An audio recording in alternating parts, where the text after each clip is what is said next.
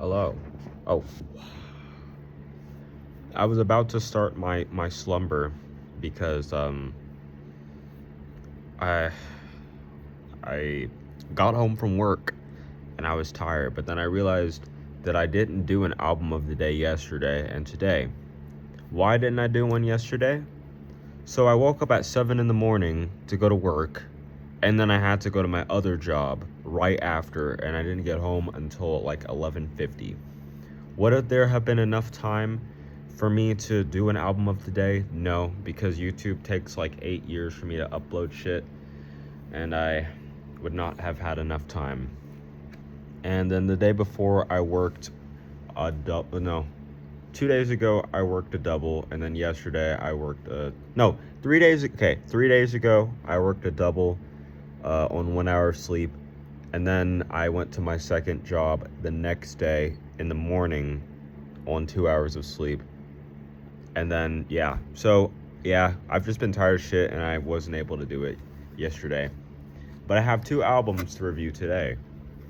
The first album of the day for yesterday's is Pete by Pete. Pete's self-titled debut album. I don't think this band actually went anywhere to my knowledge. I literally couldn't find basic information about them. It seems like they put this out and didn't really do a whole lot after. But it's a new metal album, so it's got some bouncy riffs. It kind of sounds like actually no, it's post grunge with new metal adjacent sounds. So it sounds kind of like Candlebox and Foo Fighters and Stone Temple Pilots with like an edge of early Deftones is what they kind of sound like. Some songs that I really enjoyed on this album are Awake, All Love Is a Lie, Bury Me, Drugstore Alibi, and Burn. I thought this album was fun as fuck, and I like post-grunge to begin with, so that might have been why. I just feel like this is a pretty solid post-grunge album. A lot of that kind of music doesn't really sound very interesting, and it kind of sounds very samey, but this feels like a relic, because this is not a very well-known group or a very well-known album. And the thing that I got, what's the word? The copy I got was a promotional copy for not record stations, for radio stations. And they even have the little asterisk for each one that was a single or something. Pretty cool. Actually, no, it literally says additional production by David Kahn and Jason Slater is what those mean.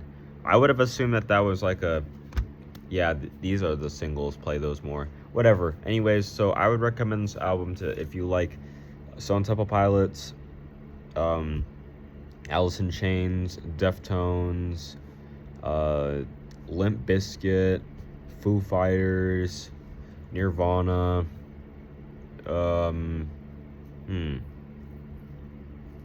Creed, like bands like those, you will like this one. The second album of the day needs no introduction. Y'all should already know the cover. Sgt. Pepper's Lonely Hearts Club Band by the Beatles, one of the most iconic pop rock albums of all time, really. While this isn't my favorite Beatles album, and it's not very close up there, there's a lot of artistic vision in it. There's lots of fun goofing off and doing good shit here and there. One of my favorite parts about this album is the implementation of Eastern instrumentation and Eastern chord progressions, a varied array of instruments as well, scattered all throughout this album. I mean, Within You, Without You, for example, quite literally one of the most interesting pop rock songs ever. It's kind of like raga rock or whatever you call that, where it's got the Hindustani classical music influence. Songs like Lucy in the Sky with Diamonds, With a Little Help from My Friends, and what's that other song?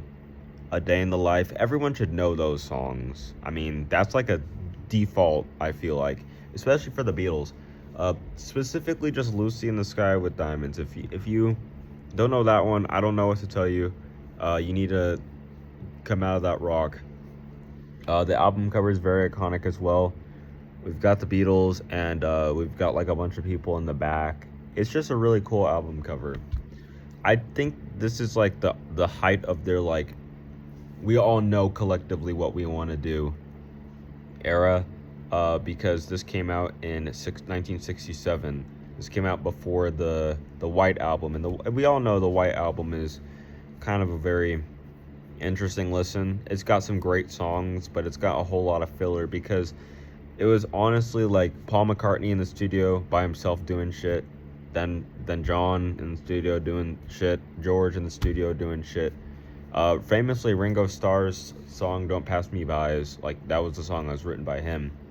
But yeah, that's when they started to like not really know what they wanted to do anymore as a band. But I think this album was the last album where they collectively like, yeah, let's do that, before like the tension got really bad and things like that.